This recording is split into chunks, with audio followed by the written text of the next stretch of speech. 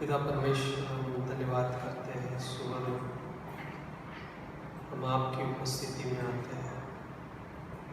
हम आपसे मांगते पिता परमेश्वर, इस कलीसिया में मुझे आपकी उपस्थिति, आपकी सामर्थ और आपकी अगुवाई चाहते हैं। जैसे आपके भवन का कार्य जैसे उस बाहरी स्थानों में चल रहा था और बाद में फिर उस भवन के अंदर वो कार्य नहीं हुआ, बल्कि आपकी उपस्थिति में आराधना हुई, वैसे ही आज भी यहाँ पे हो जाने दें प्रभु जी। हम सभी प्रभु जी जहाँ पे आने वाले भी मसीह भाई बहन हैं, हर एक वो कार्य जो हमारे शरीर, हमारे सोच, हमारे विचार, जो हमारी क्षमता के आधार पर है, वो हम बाहर ताक कर इस कलीसिया में आपकी उपस्थिति में, आपके संपूर्ण कार्य में आराधना करने के लिए उपस्थित हो सकें और उस उपस्थिति में हम अपने हृदय को तैयार कर सकें प्रभु जी। हमारी यही प्रार्थना है प्रभु जी, मदद करना पिता परमेश्वर। हम आपकी उपस्थिति में आते हैं पिता परमेश्वर, आपकी अगुवाई चाहते हैं पिता परमेश्वर। जहाँ पे पिता परमेश्वर आपका कार्य, आपकी सामर्थ प्रभु जी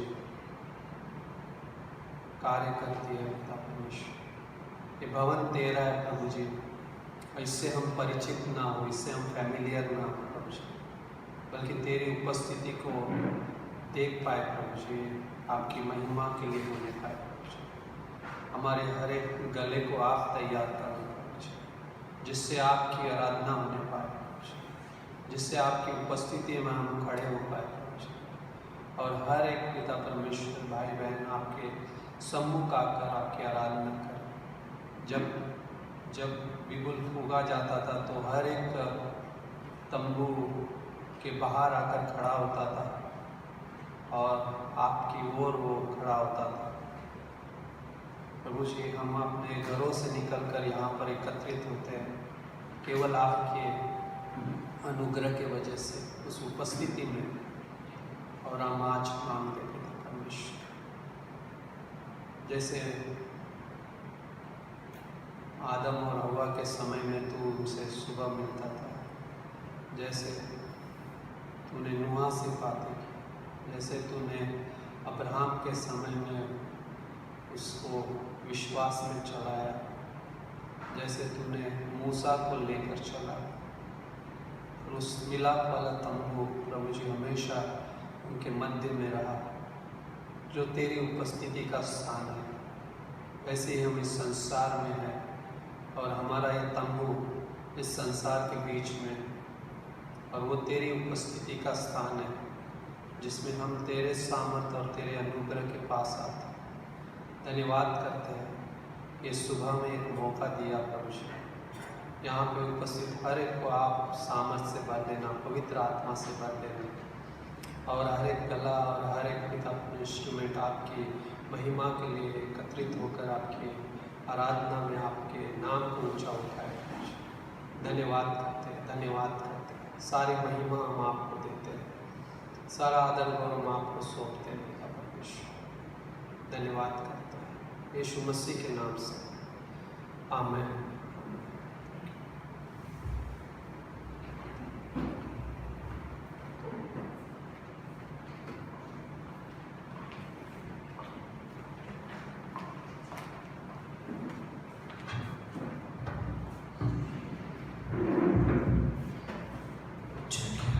गुड मॉर्निंग। आइए अपना सामने पे खड़े थे।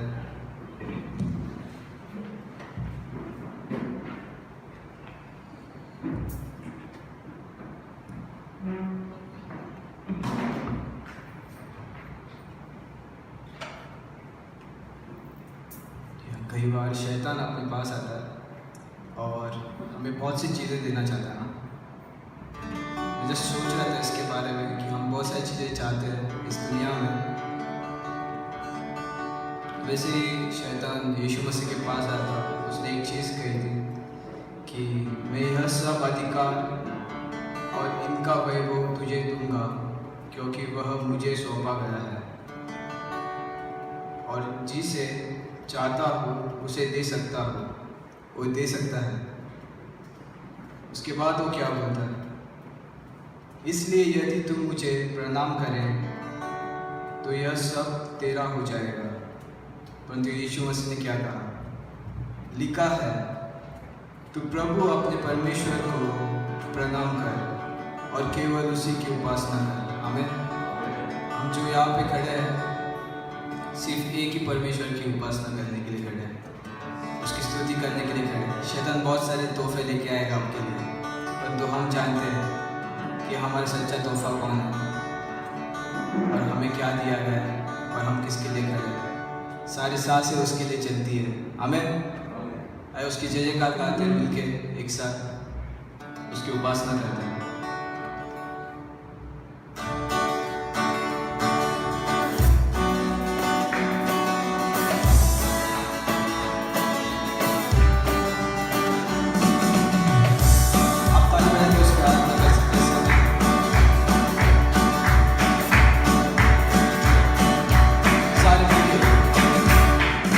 Jai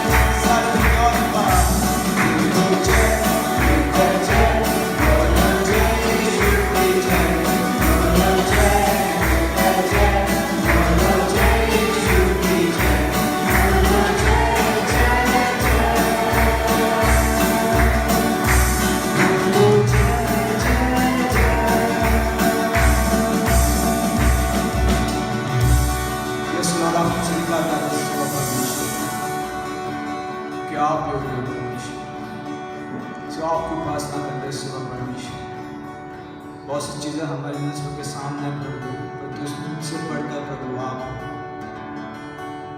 यस प्रभु, धन्यवाद देता हूँ।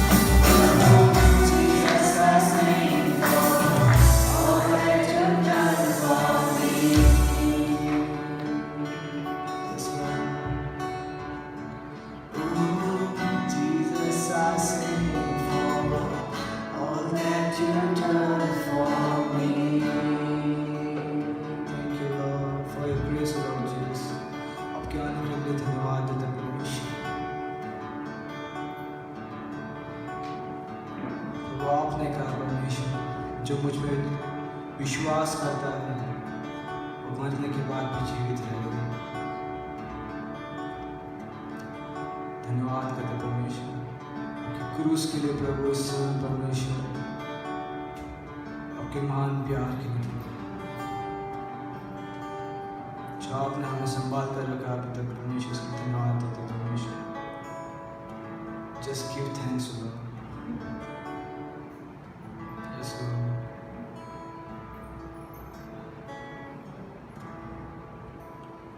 Thank you for the cross, Lord.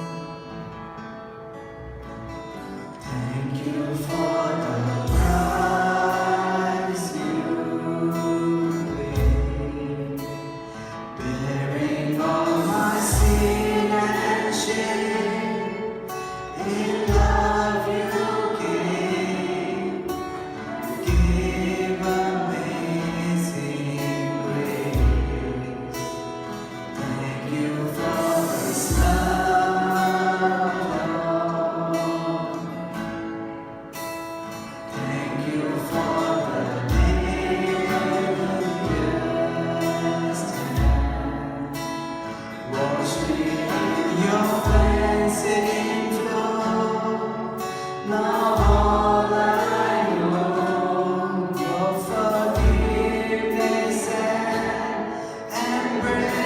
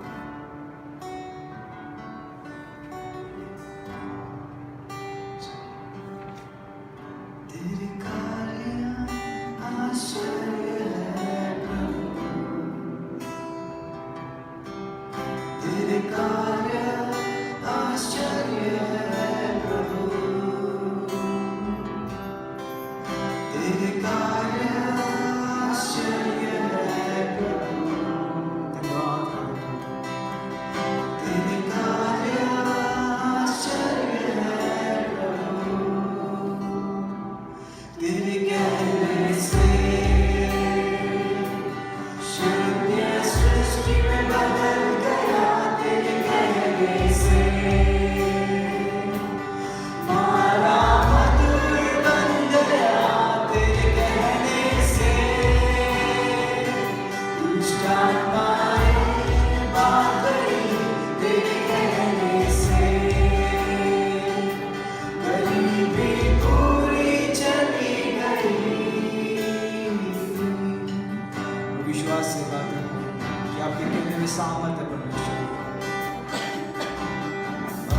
कार्य महान है परमेश्वर, पूरे दिल से धन्यवाद देते हैं सर परमेश्वर। तेरे कार्य आश्चर्य है प्रभु, तेरे कार्य आश्चर्य है प्रभु, तेरे कार्य आश्चर्य है प्रभु,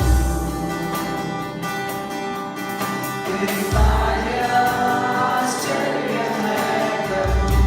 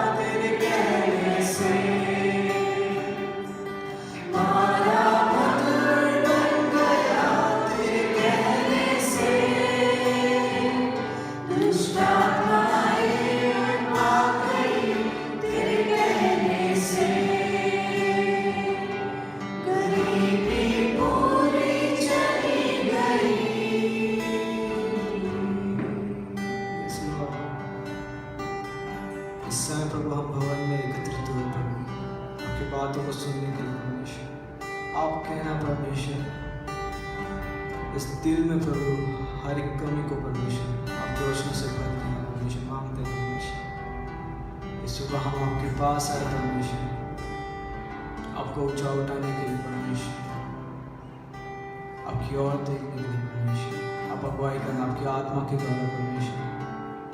हमारे कानों को खोलना परमेश्वर, हृदय को खोलना परमेश्वर, आपके वचनों को बोलना परमेश्वर। ऐसा हम मांगते परमेश्वर। आगे का समय आपके हाथों में देते हैं, सारा आदर सारी महिमा को देते हैं यीशु मसीह। इस छोटी सी प्रार्थना को एक पुत्र यीशु मसीह के नाम से मांगते, सुनो ग्रहण कर, आमीन। सबको जय मसीह की। सभी का स्वागत है आज के कलीसिया में। यदि कोई हमारे बीच में यदि कोई पहली बार है तो अपने स्थान पे आप खड़े हो सकते हैं, या हमारे से कोई सेकंड दूसरी बार अगर यदि कोई यहाँ पे जुड़ा है तो अपने स्थान पे खड़े हो सकते हैं। यदि कोई हमें ऑनलाइन वॉच कर रहा है, पहली बार या दूसरी बार है, तो आप हमें कमेंट कर सकते हैं, जिससे हम आपसे जुड़े रहे और परमेश्वर की बातें आपसे करें और परमेश्वर की महिमा आप तक पहुँचाएं।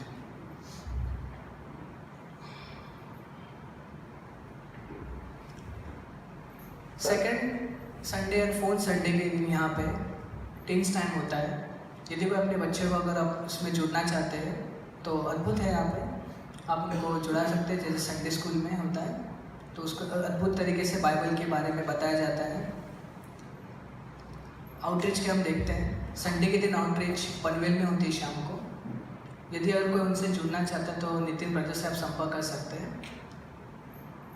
थर्सडे के दिन आउटरीच होता है शाम को वाशी में, और बाइबल स्टडी होता है खारगर में, उलवेर खारगर में। यदि कोई उनसे जुड़ना चाहता है खारगर में तो ब्रदर रॉबिन भाई से आप संपर्क कर सकते हो।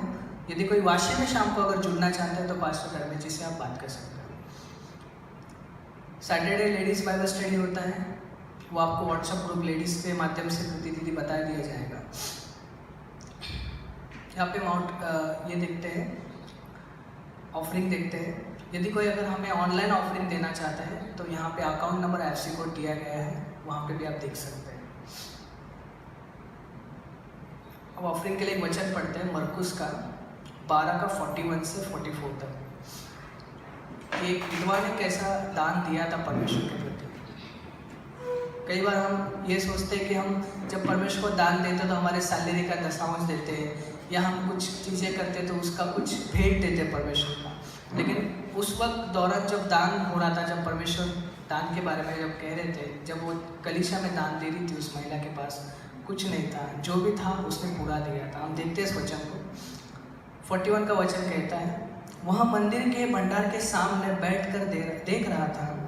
यीशु मंदिर के सामने बैठकर देख रहा था कि लोग मंदिर के भंडारे में किस प्रकार पैसे डालते हैं, और बहुत से धनवानों ने बहुत कुछ डाला। इतने में एक कंगाल विधवा ने आकर 2 दमड़ी, जो एक अधेले के बराबर होती है, डाली।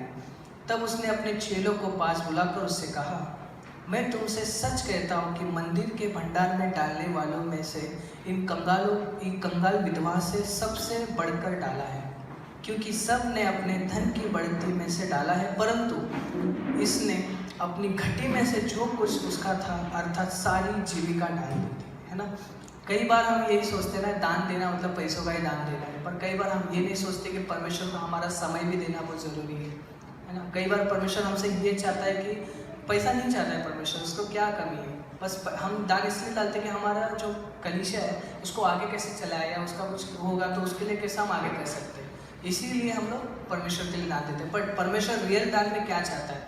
परमेश्वर चाहता है हमारे से संगति, उससे संगति परमेश्वर चाहता है। वो हमारा एक मूल्यवान टाइम है, समय है, वो समय चाहता है। जैसे हम आउटरीच के लिए जाते हैं, या अगर हम किसी को गॉस्पेल समझाते हैं तो अपना समय निकाल कर हम लोग उसको वो चीज़ देते हैं, तो परमेश्वर वो चीज़ हमारे से एक्सपेक्टेशन रखता है। या कलीसिया में किसी को मतलब कलीसिया में मदद करना, या जैसे सेटअप होता है, ये होता है, सारी चीज़ें होती है, तो उसमें हाथ बटाना, परमेश्वर के कार्यों में हाथ बटाना, परमेश्वर का ये महत्वपूर्ण दान है। एक आज्ञा भी है परमेश्वर की, जो आप कमाते हो उसमें दशमांश डाल दीजिए। तो ये है परमेश्वर का दान के विषय में। जब उस महिला को परमेश्वर ने देखा कि वो विधवा थी, उसके पास कुछ भी नहीं था, लेकिन अपनी पूरी जीविका उसने डाली। मतलब इसका ये कहने का मतलब कि परमेश्वर को उसने अपनी पूरा सौंप दिया है परमेश्वर के प्रति, अपना पूरे को दान कर दिया है। हम प्रार्थना करते सोचें। धन्यवाद देते हैं मेरे महान परमेश्वर पिता, तो राजाओं का राजा, प्रभु का परमेश्वर पिता। परमेश्वर पिता, हम मांगते हैं क्योंकि आप देने वाले परमेश्वर हैं, क्योंकि मत्ती 7 में कहा है कि मांगो तो तुम्हें दिया जाएगा परमेश्वर। इसलिए हम मांगते हैं परमेश्वर पिता। परमेश्वर दान के लिए भी प्रार्थना करते हैं परमेश्वर पिता, जो भी आपके भंडार में आता है परमेश्वर पिता, उसमें आशीष देना परमेश्वर पिता। वे व्यक्ति जो परमेश्वर पिता आपको दान देते हैं परमेश्वर पिता, उनके कामों में, उनके घरों में आशीष बरकता रखना परमेश्वर पिता, क्योंकि परमेश्वर पिता आप हमसे प्रेम रखते हैं परमेश्वर पिता। इसलिए हम धन्यवाद देते हैं मेरे महान परमेश्वर पिता, धन्यवाद देते हैं मेरे परमेश्वर पिता। छोटी सी प्रार्थना को यीशु नासी के नाम से मांगते हैं, आमीन।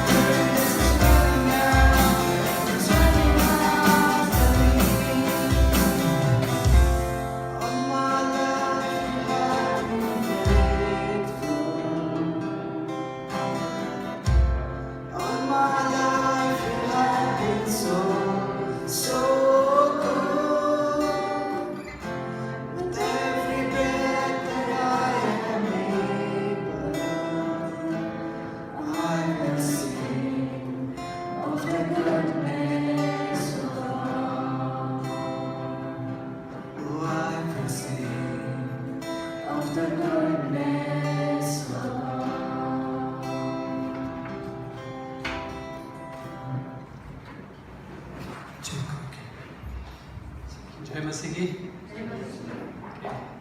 तो हम अपने स्थान पे खड़े हो सकते हैं, आप लोग कृपया करके।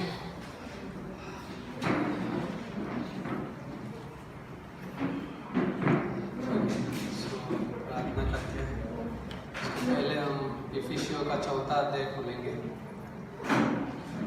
इफिसियों का 4 अध्याय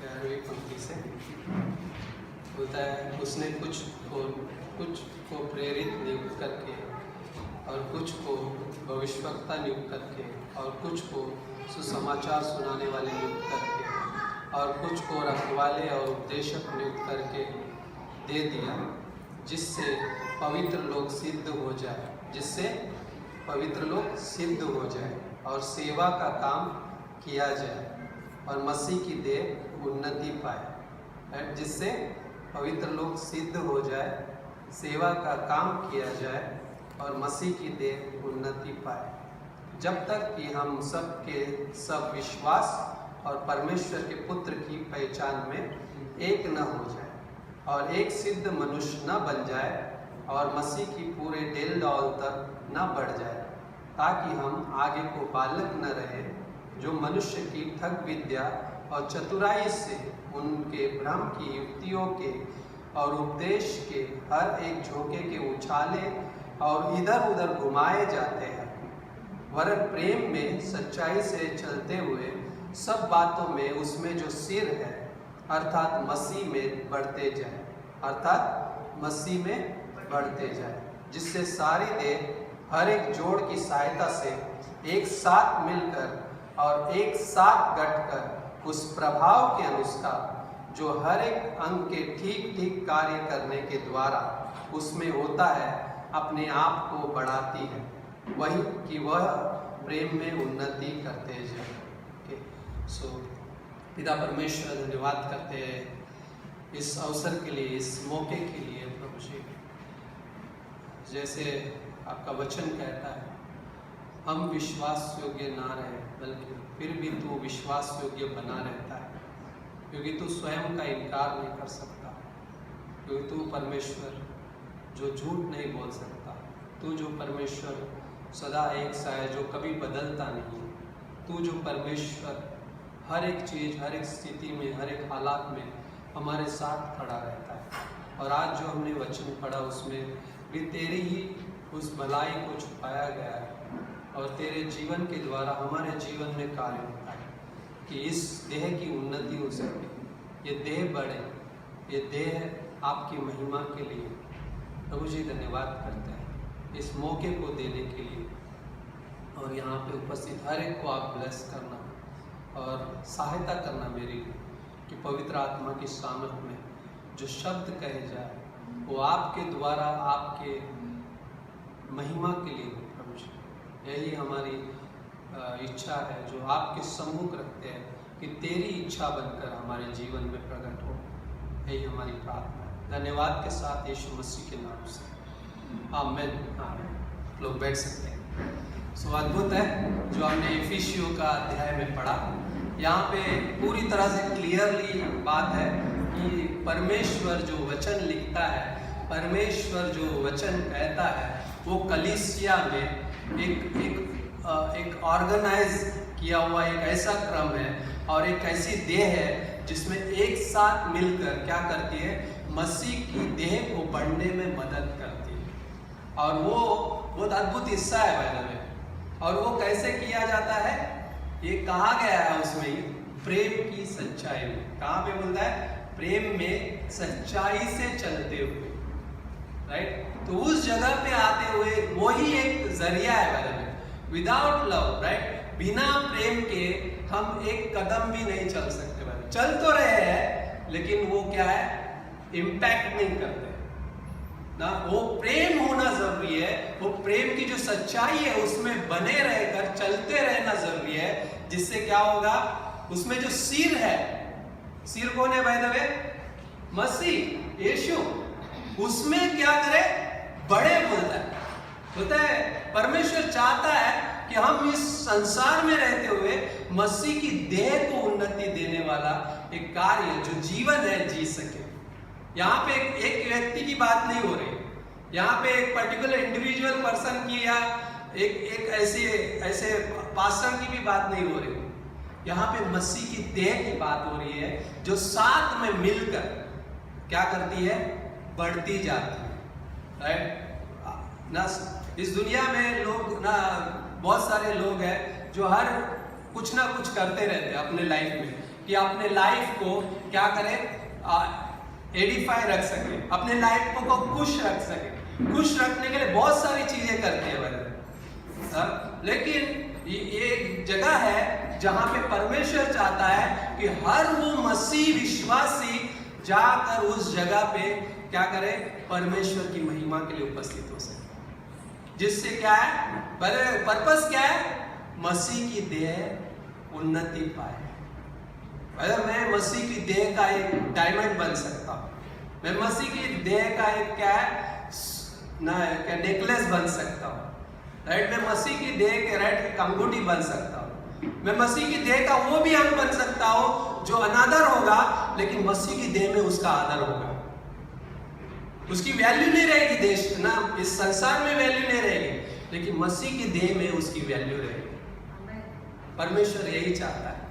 और ये इफिसियों का अध्याय, बोले कुछ को प्रेरित, कुछ को भविष्यवक्ता, कुछ को क्या उपदेशक और कुछ को समाचार है प्रचारक करके क्या किया, परमेश्वर ने नियुक्त किया। दो ऑपरेटिव है, दो टेम्पररी थी, तो जो चल गई रहे प्रेरित और भविष्यवक्ता, जो हम ये विश्वास करते हैं कि वो उसी समय के लिए थे जब प्रेरित और उनका जीवन और भविष्यवाणियां जो परमेश्वर के द्वारा, उनके द्वारा क्या है, परमेश्वर के लोगों तक पहुंच रहे थे, तब तक थे। लेकिन अभी कौन से गिफ्ट, क्या कौन से वरदान चल रहे हैं, जो प्रचार करने वाले, जो उपदेश देने वाले, जो सीखने वाले, जो सहायता, लास्ट टाइम हमने बोला सहायता कर, मदर्स डे पे हमने शेयर किया था, सहायता करने वाला, राइट। उस जगह पे मतलब कलीसिया की देह में बहुत सारे ऐसे वरदान है जहां पे हम इस्तेमाल हो सकते हैं। जहां पे बोलता है, वहां पे बोलता है 3 चीजें, ताकि पवित्र लोग सिद्ध हो जाए, ताकि क्या है, सेवा का काम किया जाए, क्या है, और मसीह की देह उन्नति पाए,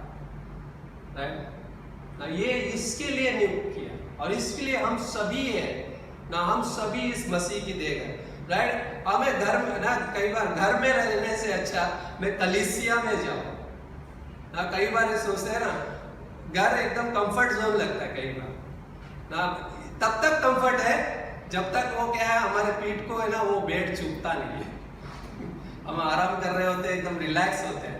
लेकिन पता है एक समय आता है वो बेड भी हमें चुभने लगता है, उस बेड से हम उठ जाते हैं तुरंत। हाँ, एक कंफर्ट है, लेकिन वो तब तक है। लेकिन मसीह की देह में आना एक क्या है, एक ऐसा विश्राम है जो हमेशा हमें क्या है, प्रोत्साहित रखेगा, हमेशा हमें खड़ा रखेगा भाई, राइट। और उस जगह पे ना जहाँ पे हम आते हैं, एक सहभागिता है हमारी इस कलीसिया में। और कई बार क्या है, लोगों के पास इसका जवाब नहीं है बाहर संसार में कि हम इस कलीसिया में क्यों है ना। लोग जानते तो है हम चर्च जाते हैं अब, लेकिन हम क्या जानते हैं, क्या हम ये जानते हैं कि हम यहाँ पर क्यों हैं, राइट। कई बार ऑनलाइन देखना चुनाव करते हैं कोई लोग, राइट। मैं घर पे हूँ, ऑनलाइन देख लूंगा, बहुत हो गया मेरे लिए ना, हमें कई बार कह चुके हैं पहले। लेकिन मसीह की देह में आकर उसकी आराधना करना एक अलग स्थान है।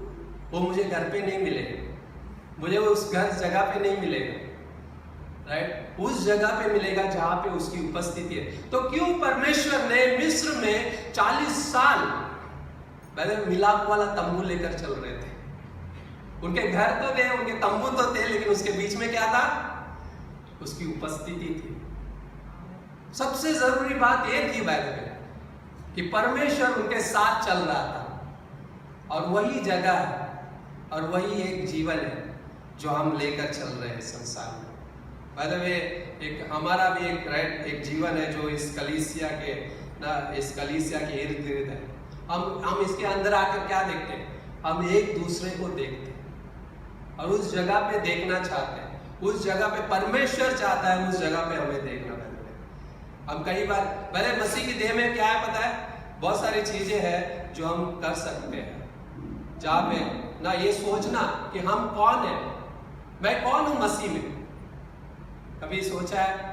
जैसे हम कई बार इस बात का उत्तर हमारे पास पता है, लेकिन हम कौन है जब ये जानते हैं तो हम क्या कर रहे हैं ये भी समझ पाते हैं। तो हम कर सकते हैं, क्योंकि एक परिवार में एक उद्देश्य होता है, एक परिवार में एक अगुवाई होती है, एक परिवार में एक प्रेम से भरा हुआ वातावरण होता है। बाय द वे, जो जरूरत है कलीसिया की वो संसार में पूरी नहीं होती। बाय द वे, मैं ना घर में, ना मेरे ऑफिस में, ना मेरे स्कूल में, ना मेरे कॉलेज में, राइट, उस जगह पे मैं पूरा नहीं कर सकता। कलीसिया की जगह कोई और भर नहीं सकता ना, वो राइट सबसे बड़ा राइट गार्डन होगा, राइट, नहीं भर सकता। मैं थोड़े समय के लिए जा सकता, वो थोड़े समय के लिए मैं एंजॉय कर सकता, वो यस, वो रोजमर्रा के जीवन का एक हिस्सा है, लेकिन मेरे एक जीवन का आनंद का हिस्सा है जो मसीह के साथ जुड़ा है, वो है कलीसिया, वो है मसीह की देह, वो मसीह का उद्देश्य जो हमारे साथ जुड़ा हुआ है, वो सबसे बहुत अद्भुत है। और हम इस परिवार का हिस्सा है। भाई, क्या मैं इस परिवार का हिस्सा हूँ? क्या है सवाल हम अपने आप को पूछ सकते हैं, क्या मैं इस ना, क्या मतलब जेन्युइनली पूछना है, क्या मैं इस परिवार का हिस्सा हूँ? सिर्फ केवल मुझे कलीसिया चाहिए, मैं यहाँ पे हूँ, क्या मैं इस परिवार का हिस्सा हूँ?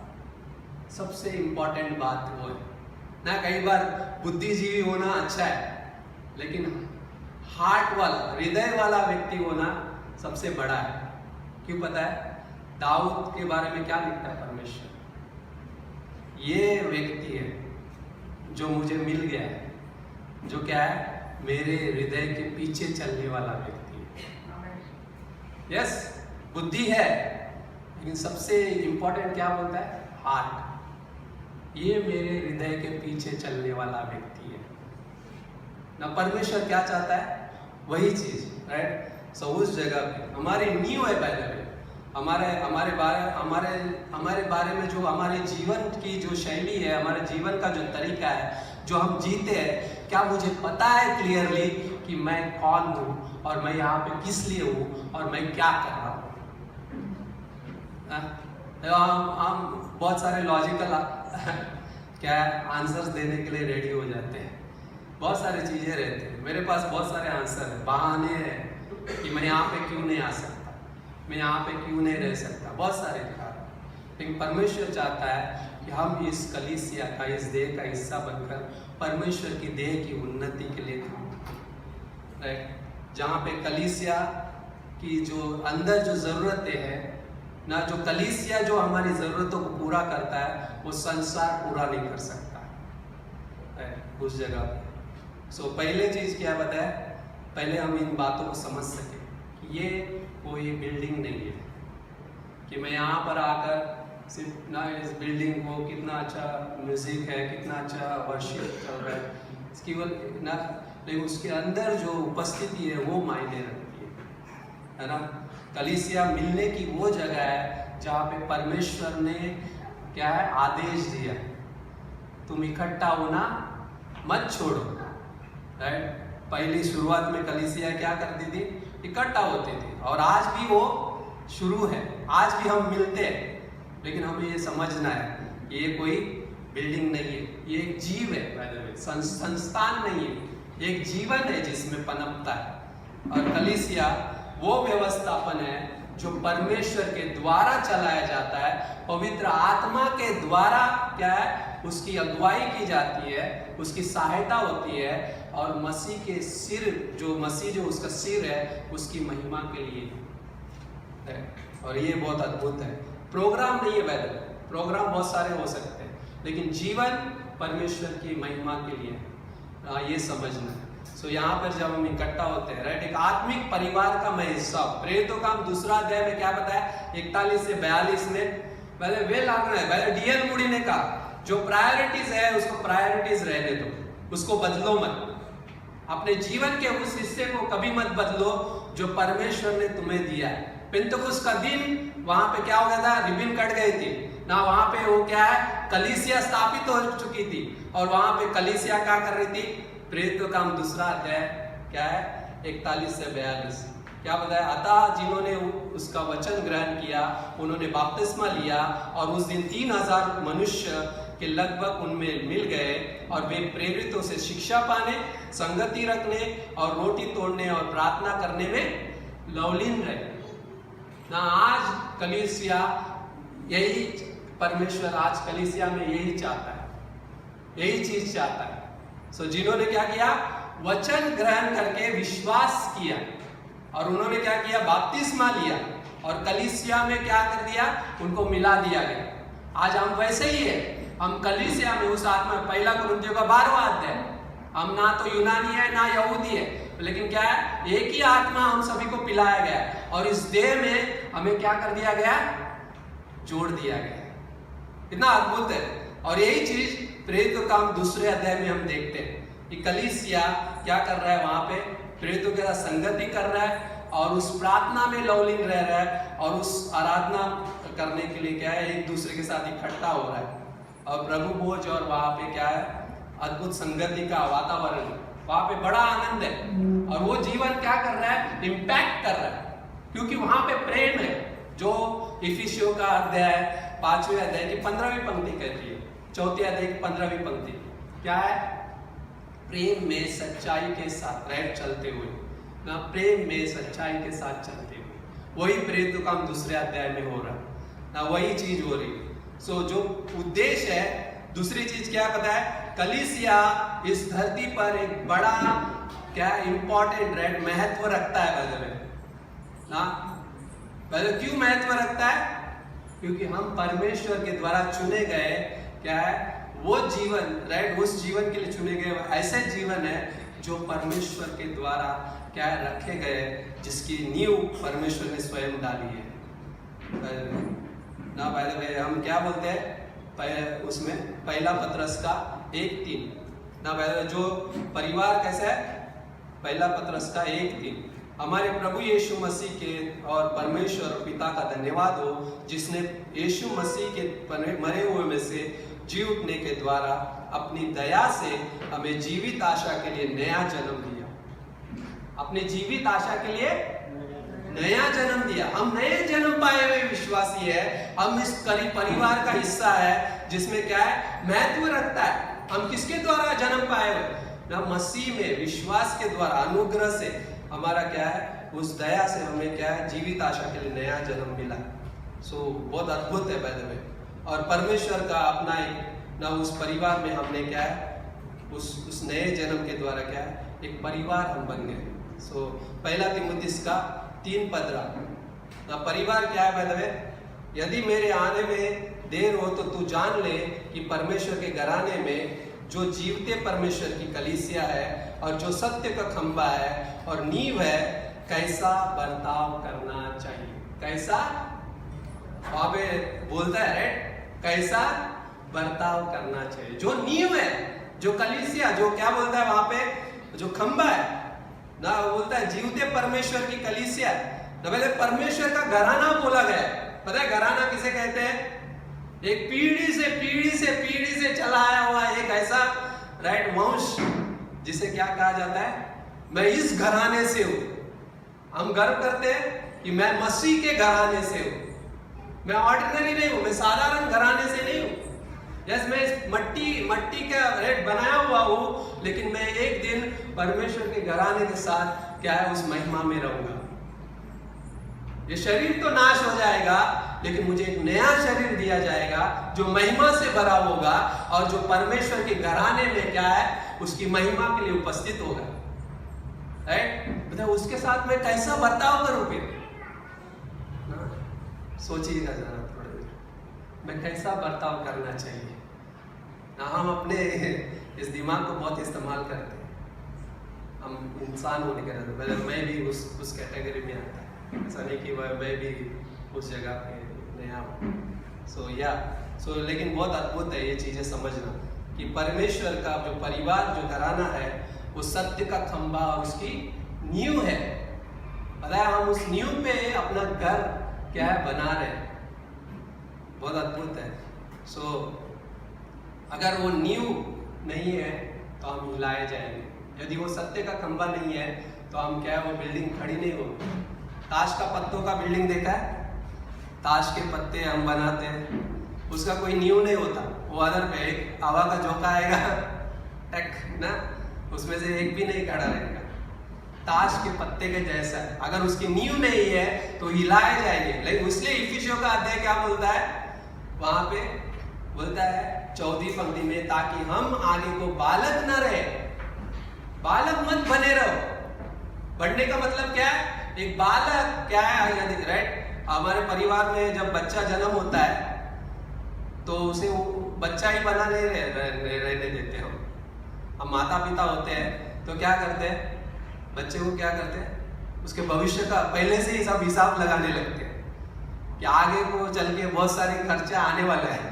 लेकिन क्या सोच रहे हैं उसके बारे में, खर्चे की नहीं सोच रहे, उसके जीवन की सोच रहे हैं कि वो कैसे बढ़ेगा, वो कैसे ग्रो होगा और इस संसार में रहकर कैसे उसका सामना करेगा।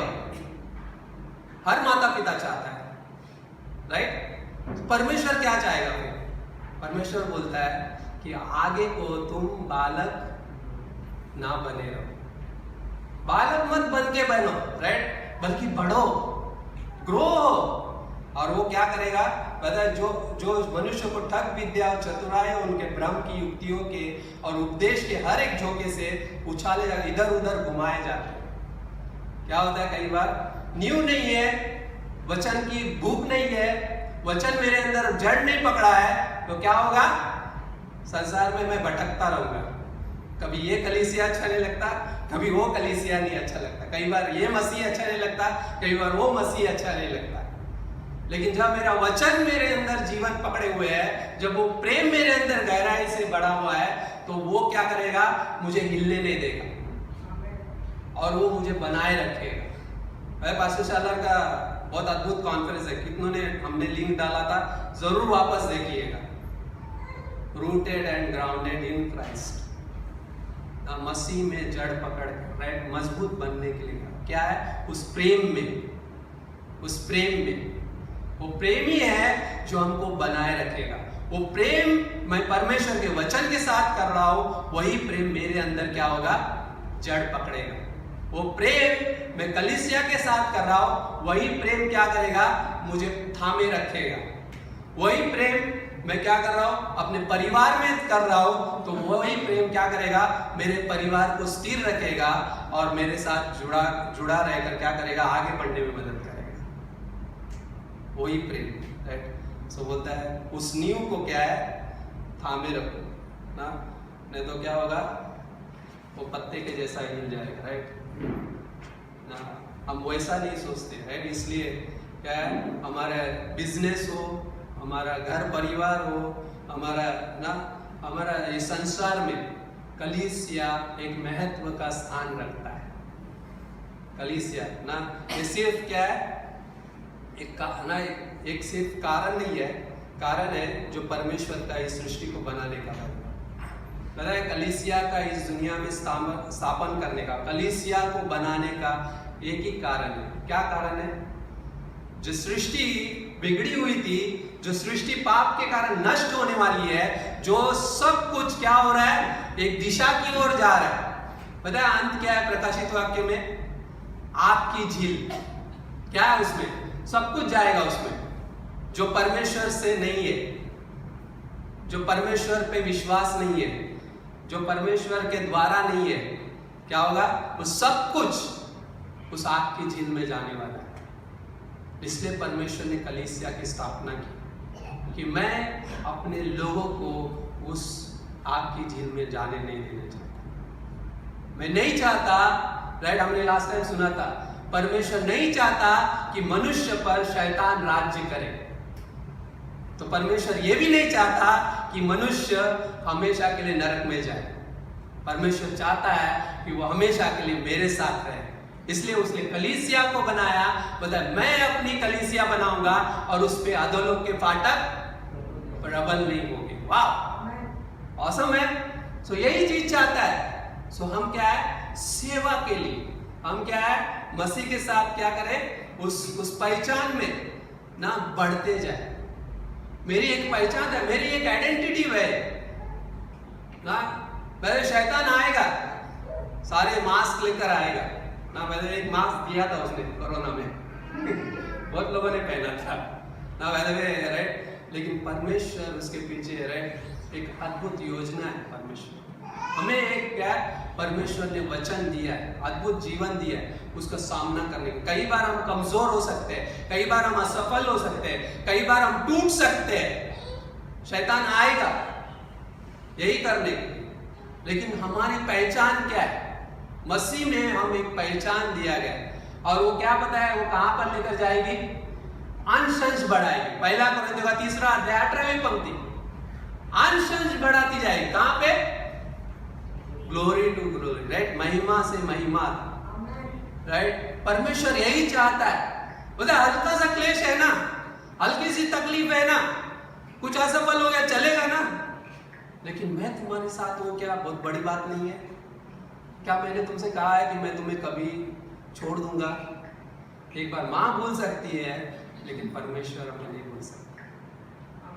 वो हमारे परिवारों को, हमारे जीवन को, हमारा संबंध को बचा के रखना चाहता है। हम उस प्रेम की सच्चाई में क्या है चलते रहे, ताकि क्या है मसीह की देह में हम बढ़ते जाए और उसकी देह उन्नति पाए। बहुत अद्भुत है ये चैप्टर, आप पढ़िएगा, बहुत अद्भुत है। लेकिन उसमें एक ही बात कहता है, यूनिटी। उसमें एक ही बात कहता है, यूनिटी, एकता को बनाए रखने का यत्न करो, यत्न करो बोलता है। बहुत अद्भुत है। So amazing. सो ना परमेश्वर नहीं चाहता कि हम राइट कि क्या है वह इस सृष्टि को भी नहीं बनाता। फिर अगर यदि परमेश्वर नहीं चाहता अगर कलीसिया बनाना तो इस सृष्टि को भी नहीं बनाता। इफिसियों का 1 अध्याय 4 पंक्ति क्या बोलता है? जैसा उसने हमें जगत की उत्पत्ति से पहले उसमें चुन लिया कि हम उसके निकट प्रेम में पवित्र और निर्दोष हो। उसने हमें चुन लिया कब? जगत की उत्पत्ति से पहले। उस सृष्टि बनाने से पहले जानता है, सृष्टि बनाने से पहले उसके माइंड में, उसके फोर नॉलेज में सब कुछ पता है उसे, लेकिन वो चाहता है कि हम उसको जान सकें। अब 1 पतरस का 5:7 क्या बोलता है? उस जगह पे जगत की उत्पत्ति से पहले वो हमारे बारे में सोचता है, पहले उसको हमारा ध्यान है बोलता है। सो 1 अध्याय की इफिसियों का 1 अध्याय 5वीं पंक्ति बोलता है, अपने इच्छा के अभिप्राय के अनुसार हमें अपने लिए पहले से ठहराया कि यीशु मसीह के द्वारा हम उसके लेपालक पुत्र हो। पहले जगत की उत्पत्ति से पहले चुन लिया, उसके द्वारा क्या करें? उसके अनुसार अपने पहले से ठहराया कि यीशु मसीह के द्वारा हम उसके लेपालक पुत्र हो। लेपालक पुत्र, राइट, गोद लिया जाना। नाम किसी और के क्या है नीचे थे और किसी और के द्वारा चलाए चल रहे थे, राइट। लेकिन आज क्या उसके बंधन से छूटकर हम क्या है परमेश्वर की संतान हो गए। हमें परमेश्वर ने क्या है अपना लिया, किसमें? यीशु मसीह में। मैं यीशु मसीह में उसके प्रिय में अपनाया गया हूं। कितनी खूबसूरत बात है। उसका प्रिय पुत्र था, उसने भी क्या अपने रखने छोड़ा, उसने दे दिया। उस कलोरी पे उसने जान दे दी। क्यों जान दी? क्यों देता हो? इस कलीसिया को बनाने के लिए। ये कलीसिया बनेगी जो नई सृष्टि होगी, जिसका आरंभ बहुत अद्भुत होगा लेकिन उसका अंत कभी नहीं होगा। वाह, सोच सकते हैं अनंत उद्देश्य के लिए बनाया गया एक ऐसी योजना जो परमेश्वर के प्रेम के द्वारा सींची गई है, सींची जाती है। समझे? भूमि कब सींची जाती है? क्यों सींची जाती है? ताकि जो बोया गया है वो ऊपर आ सके। परमेश्वर ने अपने प्रेम के द्वारा सींचा है ताकि हमारे अंदर फल पैदा हो सके। पहला राइट गलातियों का 5वां अध्याय 22वीं पंक्ति क्या है? परमेश्वर का राइट जो आत्मा है उसका आत्मा का फल क्या है? प्रेम, आनंद, शांति, धीरज, कृपा, भलाई, संयम, विश्वास योग्यता और नम्रता। क्या है? ये उसके फ्रूट्स हैं और वो फ्रूट्स हमारे अंदर पैदा हो सके, इसलिए उसने क्या किया? तूने सींचा लहू से ताकि आए हरियाली। राइट, हम गाना गाते हैं, तूने सींचा लहू से ताकि आए हरे। हम नई सृष्टि है, हम बनाए गए। तो भजन संहिता का एक अध्याय पढ़ा है हमने, वहां पे क्या है, हम उस जगह पे जाते हैं, भजन संहिता का एक पहला अध्याय में जाते हैं। बहुत अद्भुत है, मुझे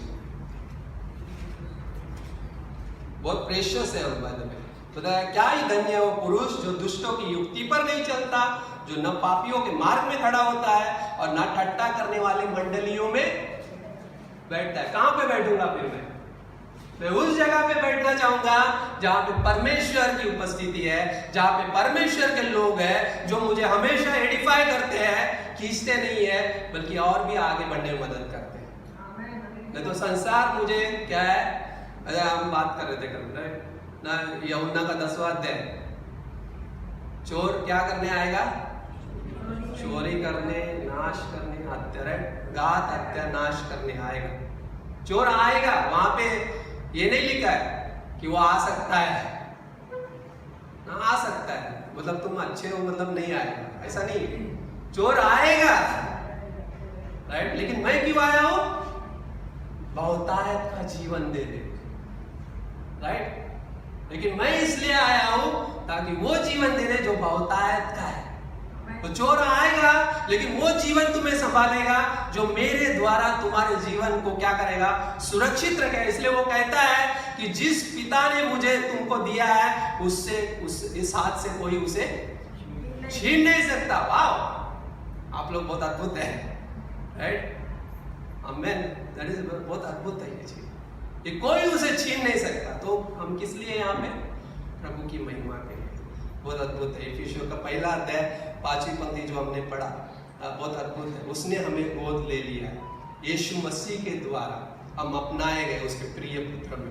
तीसरी चीज, परमेश्वर उसके कलीसिया को अनंत उद्देश्य के लिए इस्तेमाल करता है। किसके लिए इस्तेमाल करता है, अनंत उद्देश्य के लिए। बाय द वे ये 70 साल का, 7 साल का ना, 1-2 साल में पास्टर ना धर्मेश भी निकल जाएंगे, कलीसिया खत्म हो जाएगा, नहीं। ये अनंत की योजना है, ये अनंत का उद्देश्य है ना। लेकिन हम यहाँ पे थोड़े समय के लिए, लेकिन कलीसिया हमेशा के लिए, राइट। लेकिन उसका जीवन इस वर्तमान में है, ना पास्ट में है ना भविष्य में, लेकिन वो जीना किसमें, वर्तमान में। भविष्य को मैं देखता हूँ, आनंदित होता हूँ और अपने आप को बनाए रखता हूँ। या एक समय आएगा ना, उस जगह पे मैं रहूँगा, लेकिन इस समय में तकलीफ है, ठीक है, निकल जाएगा। लेकिन क्या है, मसीह की देह में, मसीह के वचन में, मसीह की संगति में क्या है, बनाए रखना ना। जहाँ पे बोलता है उसके अनंत उद्देश्य के लिए वो इस्तेमाल। इफिसियों का 3रा अध्याय 10वीं पंक्ति, ताकि आप कलीसिया के द्वारा परमेश्वर का विभिन्न प्रकार का ज्ञान उन प्रधानों अधिकारियों पर जो स्वर्गीय स्थानों में है प्रकट किया जाए। और 3रा अध्याय की 11वीं पंक्ति बोलता है उस सनातन मनसा के अनुसार जो उसने हमारे प्रभु यीशु मसीह में की थी। ना परमेश्वर की योजना है, किस पे क्या बोल रहा है, विभिन्न प्रकार का ज्ञान उन प्रधानों अधिकारियों पर जो स्वर्गीय स्थानों में है प्रकट किया जाए। राइट, कहां पे, स्वर्गीय स्थानों में ना। बाय द वे तीन हेवन है, मालूम है ना। आकाश है, फिर क्या है, ब्रह्मांड है, फिर उसके ऊपर क्या बोलते हैं उसको, ब्लू वाला स्काई जो दिखते, राइट, उस जगह पे परमेश्वर का स्वर्गीय स्थान है। 3 स्थान है वैसे। हमारा पृथ्वी के ऊपर क्या है, एक क्षितिज है वैसे, पता है हमको, जो यहाँ पे ऑक्सीजन वगैरह क्या करते हैं, हम एक अंदर है जिसमें हम सुरक्षित है, जहाँ पे आकाश के पंछी है, सब उड़ रहे हैं। लेकिन उसके बाहर एक स्थान है जहाँ पे चंद्र है, सूरज है, सारी सृष्टि है ना, ब्रह्मांड बोलते क्या, यूनिवर्स क्या है उसका ना, वो सारी चीजें हैं। वो क्या है, वहाँ पे ऑक्सीजन नहीं है, वहाँ पे लेके जाना पड़ता है ना, जिएगा नहीं। केवल किधर जी रहे पता है, इस पृथ्वी पर।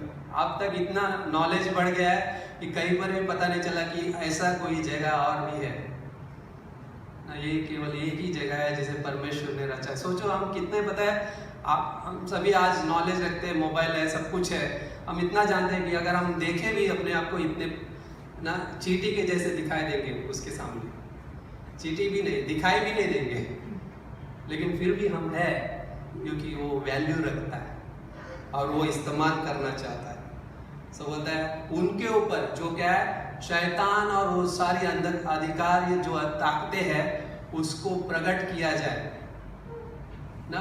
हमने लास्ट टाइम पढ़ा था मनुष्य क्या है कि तू उसकी सुधि लेता है, तो क्या है उसको क्या है स्वर्गदूतों से भी कम बनाया ना, लेकिन कहाँ पे रखा वापस ऊपर, ताकि वो इस्तेमाल करेगा और किसको पर प्रकट करेगा।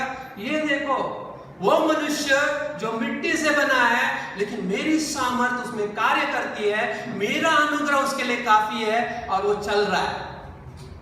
शैतान तू कितना भी जोर लगा ले, कितनी भी अपनी ताकत लगा ले इसे खत्म करने के लिए, लेकिन ये नष्ट नहीं होगा क्योंकि ये मेरे द्वारा चुना गया है और मैं इसे इस्तेमाल कर रहा हूं और इसके अंदर मेरा वचन का बीज बोया गया है और वो वचन ग्रो करेगा जब वो क्या है वो स्थिर खड़ा रहकर परमेश्वर की महिमा करेगा।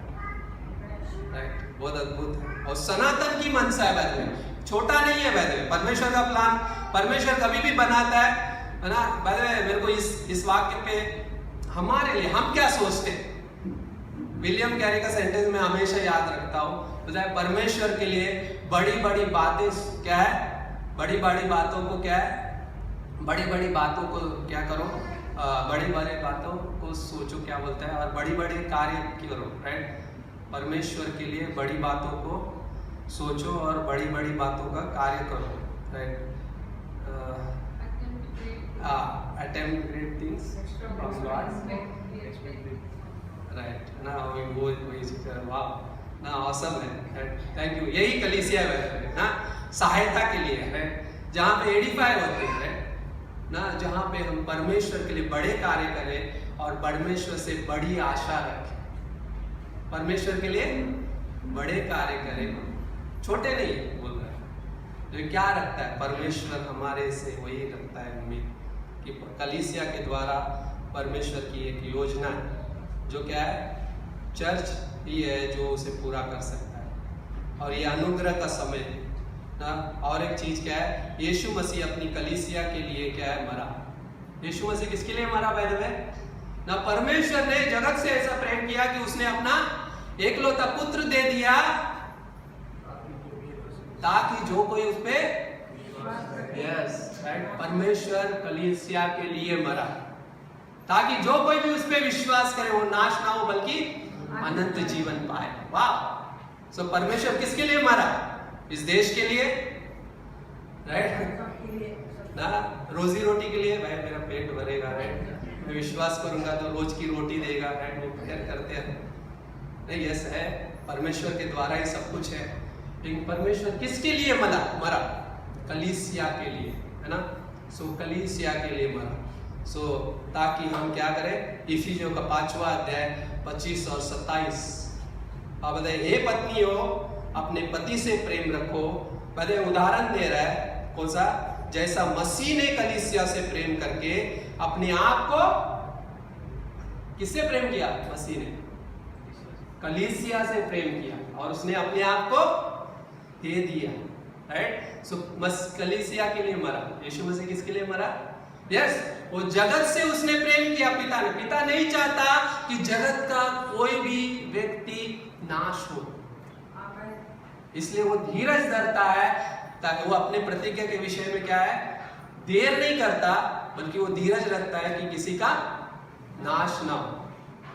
वो नहीं चाहता वह कलीसिया में, इसलिए परमेश्वर कलीसिया के हर व्यक्ति को प्रेम करता है। हम ये समझे कि मैं यहाँ पे क्यों हूं और मैं कौन हूं और मैं क्या कर सकता हूं। राइट, सो बोलता है 5वें अध्याय 25वीं पंक्ति से 27वीं पंक्ति, कलीसिया से प्रेम करके अपने आप को दे दिया कि उसको वचन के द्वारा जल के स्नान से शुद्ध करके पवित्र बनाए और उससे एक ऐसी तेजस्वी कलीसिया बनाकर अपने पास खड़ी करे। कहां पे खड़ी करेगा भाई? कहां पे रखेगा? अपने पास। यहां पे एक सवाल क्या है पता है? क्या मैं मसीह के साथ खड़ा रहने के योग्य हूं? कोई भी अपनी क्षमता में, अपने शरीर में, जो हमारे पाप है उसमें योग्य है? कोई नहीं है। लेकिन इस कलीसिया में क्या किया? हमको जोड़ दिया और वो चाहता है कि उसे पवित्र शुद्ध कर क्या करे? तेजस्वी कलीसिया बनाकर अपने पास खड़ी करे कि क्या है? जिसमें न कलंक, न झुर्री, न कोई ऐसी वस्तु हो और वरन पवित्र और निर्दोष हो। राइट? और वो उस तरह से वो योग्य बनाएगा। अगर परमेश्वर ने कहा है और परमेश्वर वही कर रहा है।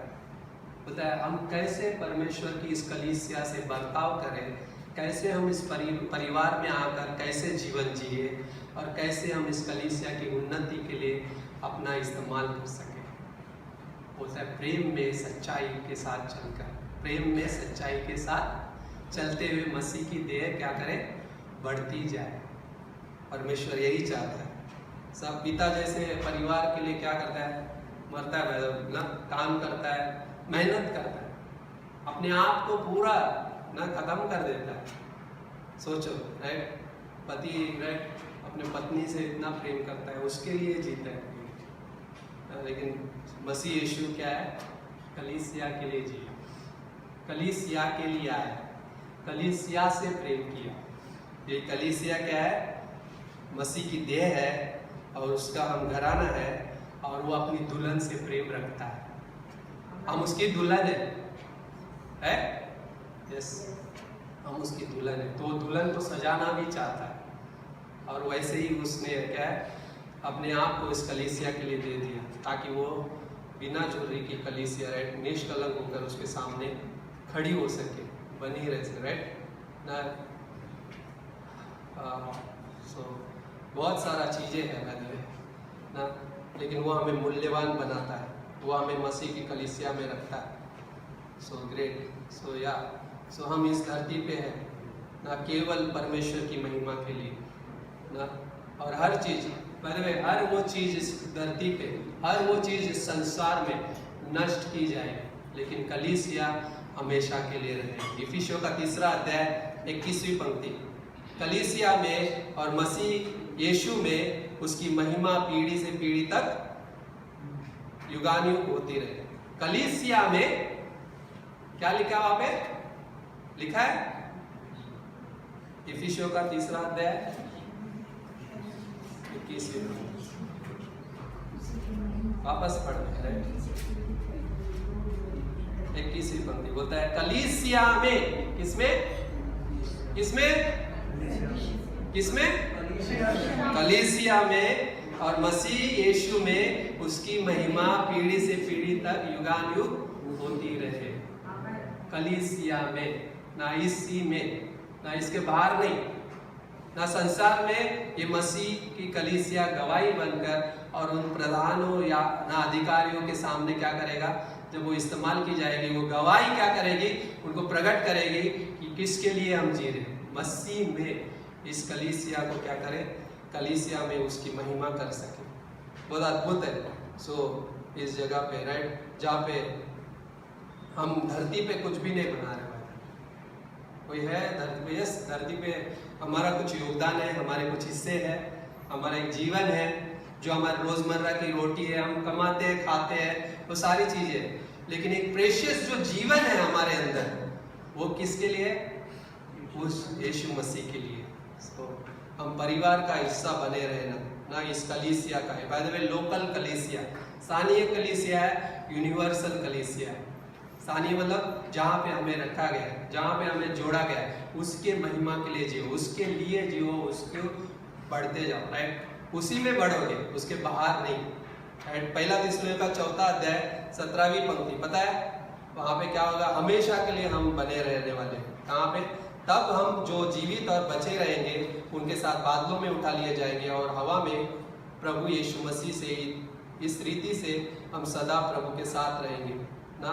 हम सदा प्रभु के साथ, हम कलीसिया है जिसे बनाया गया है, परमेश्वर ने बनाया है, जिसपे अधोलोक के प्राटक प्रबल नहीं होंगे, और वही कलीसिया है जो क्या है एक दिन प्रभु के सामने खड़ी होगी, वही परमेश्वर के साथ सदा रहेगी। ऑसम है।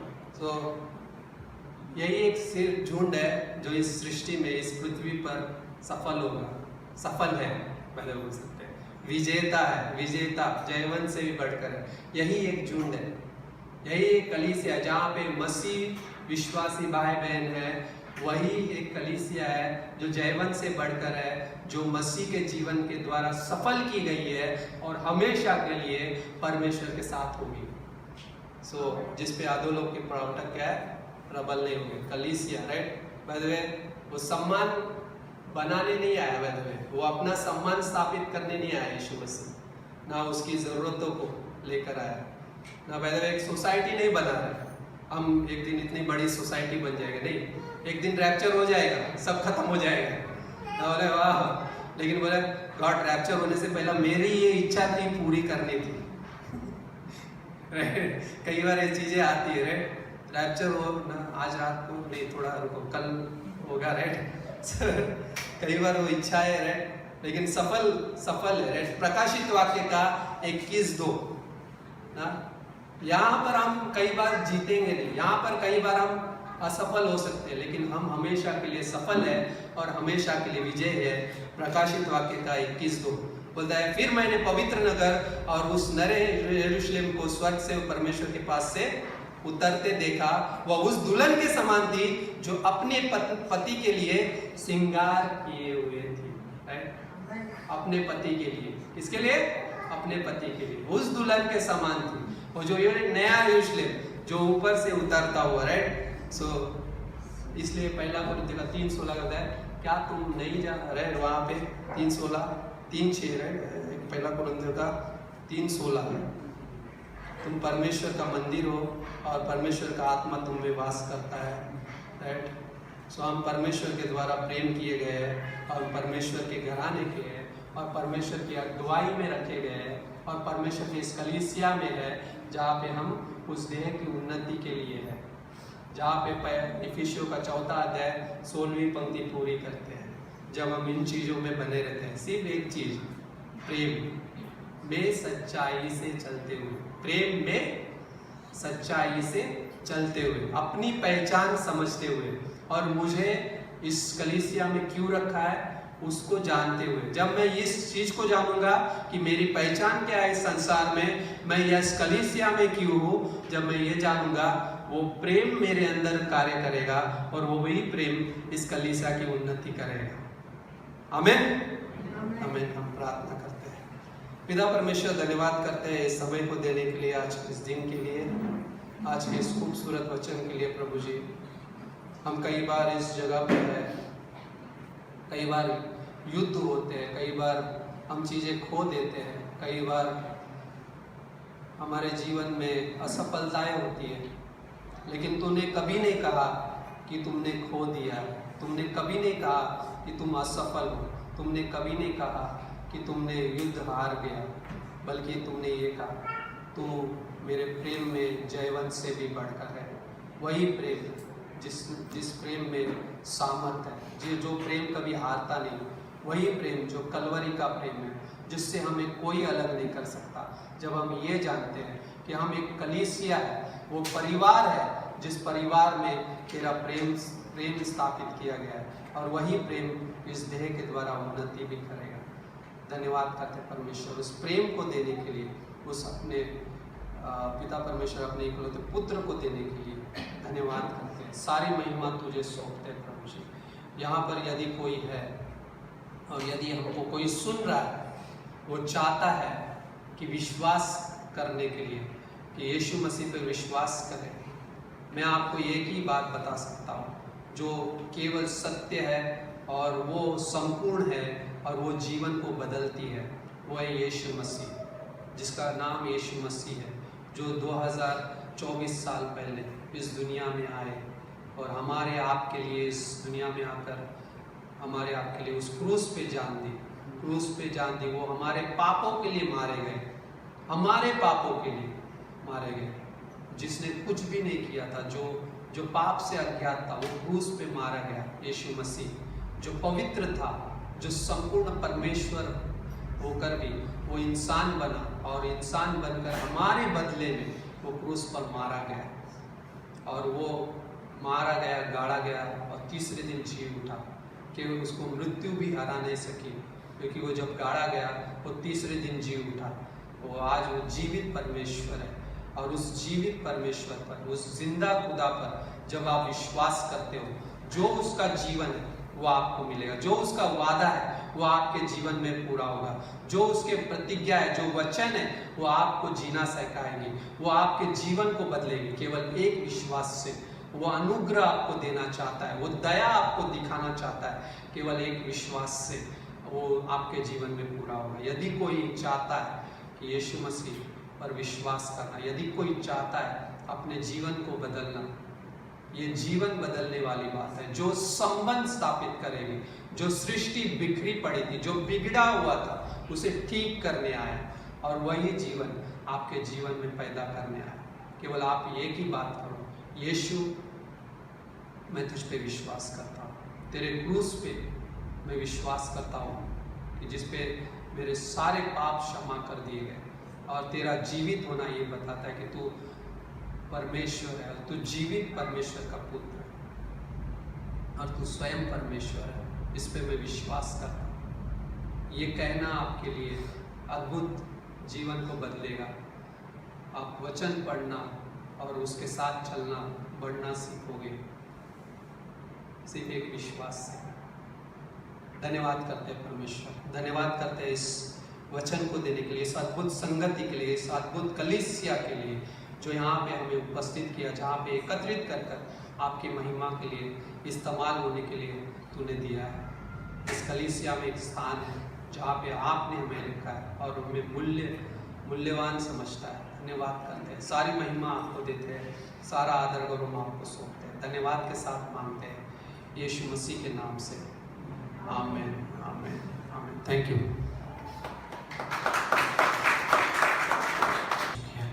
अपना स्थान पर खड़े थे।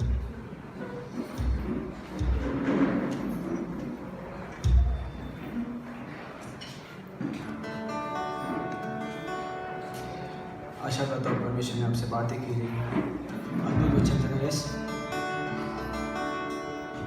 हम फिर से उसकी स्तुति करेंगे, उसके नाम को उजालेंगे। यस,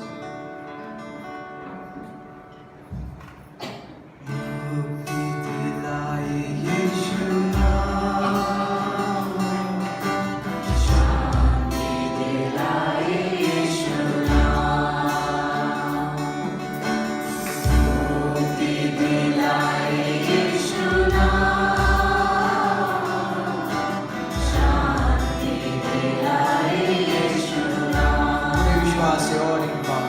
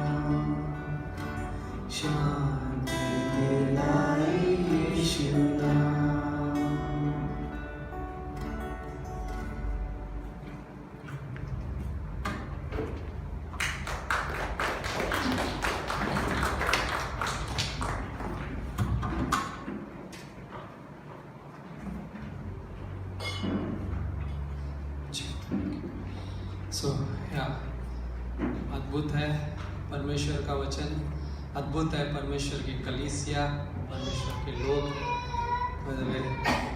पता है कलीसिया एक ऐसा स्थान है जहाँ पे हम समस्याओं का सामना करने में हमें वो प्रोत्साहित करता है। कलीसिया एक ऐसा स्थान है जहाँ पे हमें मदद मिलती है, एक दूसरे के साथ हम खड़े हो सकते हैं। कलीसिया वो एक ऐसा स्थान है जहाँ पे वो क्या है, हमें एक मूल्य बोलते हैं ना, वैल्यू दिया जाता है, हम वैल्यूएबल है ना। आप आपके परिवार में एक साथ रहते हो, आप वैल्यू समझते हो एक दूसरे की। सोचो परमेश्वर इस घराने को, इस परिवार को वैल्यू देता है। वो हमारा राइट सृजनहार है, और जिसने अपने पुत्र के द्वारा इस कलीसिया को क्या किया है, बनाया, और उसने अधिकार दिया है, सामर्थ्य दिया है, और वो क्या कर रहा है, चाहता है कि उसका जीवन हमारे द्वारा प्रकट हो। ये वचन पढ़कर मैं समाप्त करूंगा। 2 कुरिन्थियों का 4 अध्याय, जब मैं इसे पढ़ रहा था, पता है हम बहुत प्रेशियस है, लेकिन हमारे अंदर कुछ ऐसा है जो इस संसार के लिए रखा गया है। क्या बोलता है, परंतु हमारे पास वह धन मिट्टी के बर्तनों में रखा है, और कि यह असीम सामर्थ उसकी ओर से नहीं वरन परमेश्वर की ओर से ठहरे, ना हमारी ओर से नहीं बल्कि किसकी ओर से, परमेश्वर की ओर से ठहरे। और आगे लिखता है, हम चारों ओर से क्लेश तो भोगते हैं पर संकट में नहीं पड़ते, राइट बोलता है, और निरुपाय तो होते हैं पर निराश नहीं होते, सताए तो जाते हैं पर त्यागे नहीं जाते, गिराए तो जाते हैं पर नष्ट नहीं होते। हम यीशु की मृत्यु को अपनी देह में हर समय लिए फिरते हैं कि यीशु का जीवन भी हमारी देह में प्रकट हो। वाह, ऑसम है। और बोलता है, क्योंकि हम जीते जी सर्वदा यीशु के कारण मृत्यु के हाथ में सौंपे जाते हैं, कि यीशु मसीह का जीवन भी हमारे मरणहार शरीर में प्रकट हो। और इस प्रकार मृत्यु तो हम पर प्रभाव डालती है, और जीवन तुम पर, मृत्यु हम पर प्रभाव डालती है, जीवन तुम पर। सोचिए, यीशु मसीह का जीवन हमारे द्वारा क्या करेगा, प्रकट करेगा, और वो प्रभाव डालेगा। इसलिए कि हमने विश्वास की आत्मा है, जिसके विषय में लिखा गया, मैंने विश्वास किया इसलिए मैं बोला। विश्वास करते हैं, विश्वास करते हैं, सो बोलो ना, कन्फेस करो ना, मैं विश्वास करता हूँ यीशु मसीह का जीवन मेरे द्वारा प्रकट होता है। और विश्वास करते हैं, क्योंकि हम जानते हैं, ये पंक्ति, क्योंकि हम जानते हैं कि जिसने प्रभु यीशु मसीह को जिलाया, वही हमें भी यीशु मसीह में भागी जानकर जिलाएगा और तुम्हारे साथ अपने सामने उपस्थित करेगा। राइट, बहुत अद्भुत है। और बोलता है, क्योंकि सब वस्तुएं तुम्हारे लिए है, ताकि अनुग्रह बहुतों के द्वारा अधिक होकर परमेश्वर की महिमा के लिए धन्यवाद भी बढ़ाए। बोलता है, एक समय आएगा, यस यहाँ पे हम क्लेश रहेगा, यहाँ पे तकलीफ रहेगी, लेकिन एक समय आएगा, प्रकाशित वाक्य का 21वां अध्याय बोलता है, वहाँ पे हर एक आंसू पहुंचा जाएगा, वहाँ पे हर एक चीज क्या है, मिटा दी जाएगी। मतलब वहाँ पे बोलता है प्रकाशित वाक्य का 21वां लास्ट में, ओके। तो बोलता है, वह उनकी आंखों से सब आंसू पहुंचेगा, और उसके बाद मृत्यु न रहेगी, न शोक, न विलाप, न पीड़ा रहेगी, पहली बातें जाती रहेंगी। राइट, वाह, ऑसम। और हम परमेश्वर के साथ सदा रहेंगे और परमेश्वर की उपस्थिति में रहेंगे। अद्भुत है। हम आगे देख रहे हैं, लेकिन वर्तमान में जी रहे, उस आनंद के साथ, उस उम्मीद के साथ, उस वादे के साथ हम इस कलीसिया में हैं। ओके, सो हमें प्रार्थना करते हैं। उसके पहले बहुत अद्भुत है ना, रश्मि सिस्टर को देखा ना, पहले लास्ट हफ्ते आई थी, मैंने सुना है, मैं नहीं था यहाँ पे, लेकिन बहुत अद्भुत लगा कि आज वो हमारे बीच में है, बहुत अद्भुत है। सो ताली बजा सके परमेश्वर। लेनिन हमारे बीच में है, थैंक यू आने के लिए। यहाँ पे कोई पहली बार आया है, पहली बार हमारे बीच में कोई नहीं है, सो बार बार आते रहिएगा जो भी आ रहे हैं। राइट, विश्वास योग्य परमेश्वर है, उस कलीसिया में आपको रखा है। Right, okay. सो प्रार्थना करते हैं। पिता परमेश्वर, धन्यवाद करते हैं समय देने के लिए, आज के इस दिन के लिए, इस खूबसूरत अवसर के लिए। प्रभु जी, हम आपका धन्यवाद करते हैं, आपकी स्तुति करते हैं, आपकी महिमा करते हैं। आपने इस कलीसिया में हमें रखा है प्रभु जी। कलीसिया केवल एक ऐसी देह नहीं है जो स्ट्रक्चर नहीं है, बल्कि उसके अंदर एक जीवन है जो मसीह यीशु के द्वारा, उसके लहू के द्वारा सींचा गया है, उस प्रेम के द्वारा भरा गया है और उस पवित्र आत्मा के द्वारा संभाला जा रहा है। प्रभु जी आप हम सभी को हेल्प करना, सहायता करना। यहाँ पे उपस्थित हर एक मसीह भाई बहन को आपके उपस्थिति में सौंपते हैं, आपकी अगुवाई में सौंपते हैं। जो निराशा में है उसको उस आशा में बनाए रखना प्रभु जी। जो तकलीफ से जा रहे, जो आर्थिक स्थितियों से गुजर रहे, प्रभु जी उनके लिए प्रावधान बनाना कि वो सारी चीजें बदल जाए, वो स्थितियां बदल जाए और उनको दृढ़ करना प्रभु जी। और आप पिता परमेश्वर मांगते, पिता परमेश्वर आपका प्रेम, आपका जो पुत्र का लहू, उसकी सामन प्रभु जी हर एक मसीह जीवन में कार्य करते हुए इस कलीसिया को आगे बढ़ाए प्रभु जी। और हर इस घर परिवार को, जो परिवार में प्रभु जी संबंध है, उनको संभाले रखो प्रभु जी। हम आपके कवरिंग के अंदर सौंपते हैं, उस लहू के अंदर जो सामर्थ से भरा है, आप उनकी सुरक्षा बनना। धन्यवाद करते हैं इस मसीह की देह के लिए प्रभु जी। आप पिता परमेश्वर प्रावधान करना, आप अगुवाई करना, आर्थिक स्थितियों को बदलना, प्रेम के संबंधों में प्रभु जी उसमें मजबूत करना इस कलीसिया को। हमारी यही प्रार्थना है प्रभु जी। जितने चंगाई पाए, जो पिता परमेश्वर हमने गवाही सुनी, उसके लिए हम धन्यवाद करते हैं परमेश्वर। रश्मि सिस्टर के लिए, अर्चना सिस्टर के लिए, और प्रभु जी हम धन्यवाद करते हैं रत्न प्रभा सिस्टर के लिए प्रभु जी, जो आज हमारे बीच में यहाँ पर है प्रभु जी। धन्यवाद करते हैं हर एक पिता परमेश्वर उस व्यक्ति के जीवन में कार्य करने के लिए जो चंगाई लेकर आया प्रभु जी। धन्यवाद करते हैं। और जो बीमार चल रहे हैं उन्हें भी आप चंगाई देना, सामर्थ से भर देना। तुलसी सिस्टर के लिए मांगते हैं, प्रकाश अंकल के लिए मांगते हैं, जमरू तारों के लिए मांगते हैं प्रभु जी। हर एक उस जीवन को आपके द्वारा पिता परमेश्वर सुरक्षित रखना। खास करके मांगते पिता परमेश्वर उन लोगों के लिए जो तकलीफ से और पीड़ा से जा रहे हैं प्रभु जी। भूमिका सिस्टर के लिए भी हम मांगते हैं प्रभु जी, या आप चंगाई करो, आप सामर्थ से भरो प्रभु जी। ये कलीसिया में प्रभु जी जो उपस्थिति है, उस उपस्थिति के सामर्थ से चंगाई दो प्रभु जी। आपका वो चोगा छुआ था उस स्त्री ने, और वो 12 साल से पीड़ित थी और उसने एक क्षण में चंगाई पाई प्रभु जी। वैसे होने दो प्रभु जी। यही हमारी प्रार्थना, आपकी स्तुति महिमा के लिए धन्यवाद के साथ मांगते हैं यीशु मसीह के नाम से। आमीन, आमीन, आमीन। Thank you.